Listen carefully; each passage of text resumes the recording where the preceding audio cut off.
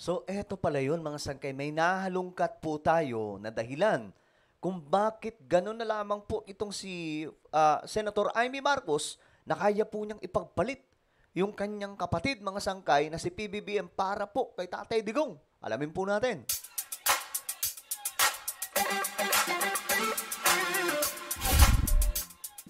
So, hello, what's up, guys? This is me, Sangkay Janjan.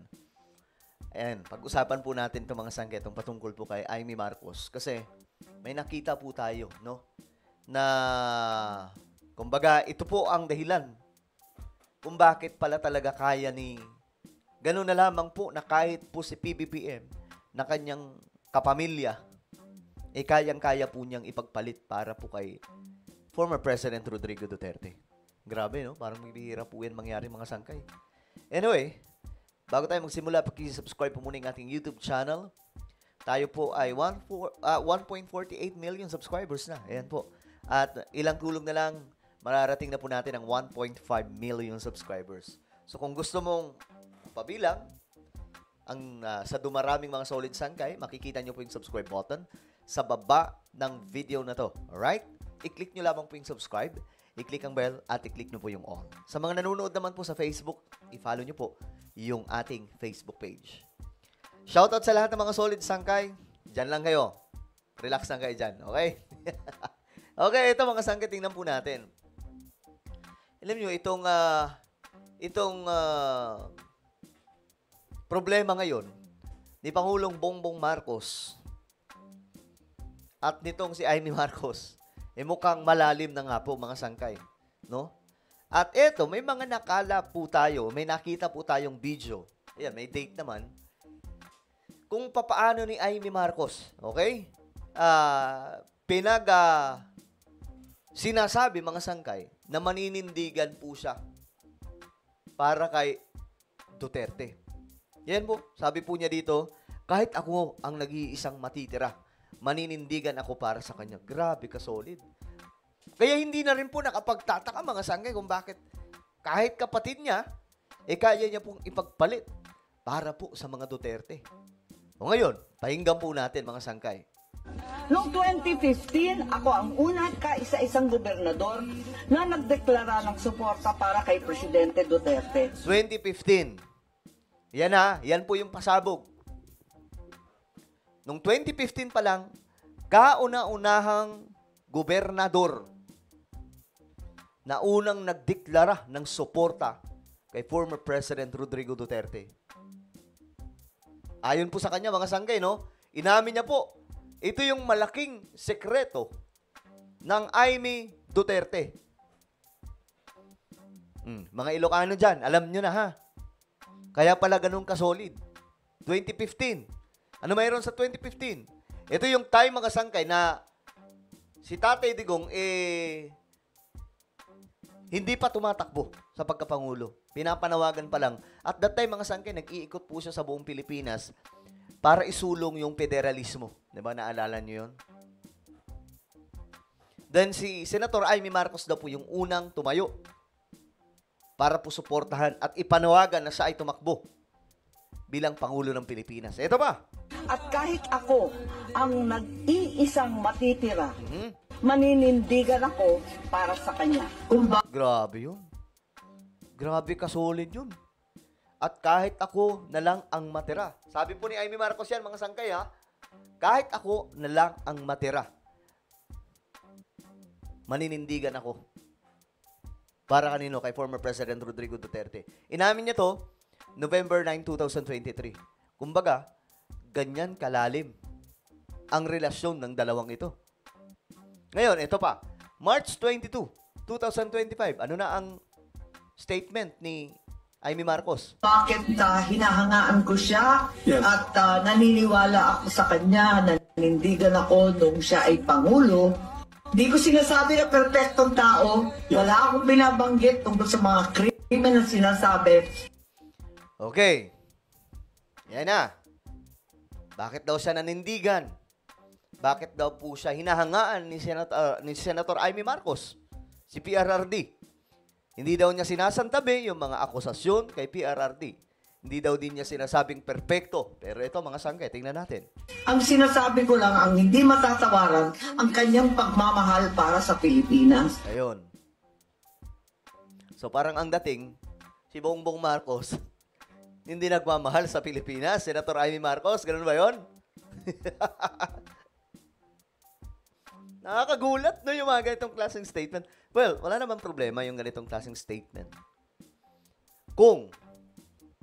Okay? Kung ganito din po yung mga statement niya kay PBBM, kaso nga lang, hindi. Nakita niyo mga sangkay yung kanyang advertisement. Political ads. Itim. Diba?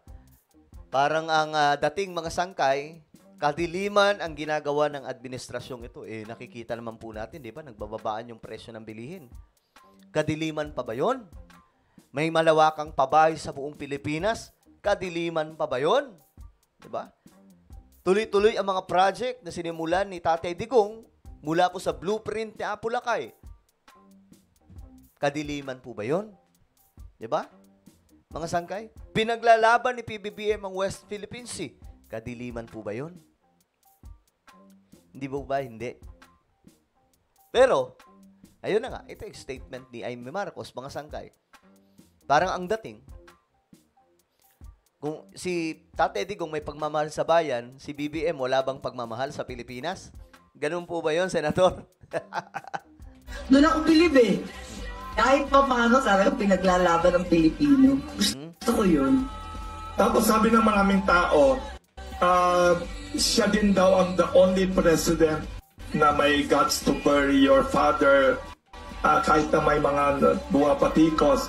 How did you feel about that? Totoo yun. May utang na loob talaga kami dyan. Malaking bagay yung utang na loob namin. Bilang panganay, di ba sa Biblia, Yes. Uy, ginamit pa yung Biblia, mga sangkay. ang talaga ang responsibilidad ng isang panganay na ilibing ang magulang.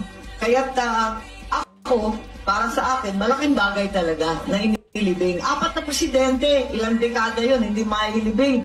Yes. 4 na pangulo yun, yung isa pa kamag-anak pa namin. Sino yung kamag-anak? Pero real talk yun. Yung isa kamag-anak. Si Ramos yun. Pinsan, mga sangkay. Pero hindi po. Hindi pa rin po pinayagan. Sige, mga sangkay. Utang na loob ang pagpapalibing kay Apo Lakay. Uy, kasama po ako doon, mga sangkay. Batang-bata pa po ako noon. 2015, pupunta kaming may Supreme Court, tapos nakalagay doon, nananawagan kami. 2015, 2017, kailan ba yun, mga sangkay? Basta mga taong ganun, bago pa lang Pangulo si PRRD. Bata pa po ako noon kasi, syempre, loading si Apo Lakay. Nananawagan kami na ilibing na po si Ferdinand E. Marcos sa libingan ng mga bayani. At ayun nga po, si PRRD, mga sangkay, yun naman po talaga ang totoo, siya po yung isa sa dahilan, mga sangkay. Pero, syempre, hindi mangyayari yun kung walang approval mula po sa Supreme Court. Okay? Pero, may approval talaga kasi si Apo Lakay, dapat naman talaga doon ihimlay. Siya po ay bukod sa siya ay isang pangulo, siya po ay isa sa mga lumaban sa digmaan ng World War II. 'Di ba? Sa mga Japanese, mga sangkay, isa po siya sa may guerrilla silang binuo mga sangkay, sila po yung tumutugi sa mga Japanese at that time. Meron pa nga po siyang ano tawag doon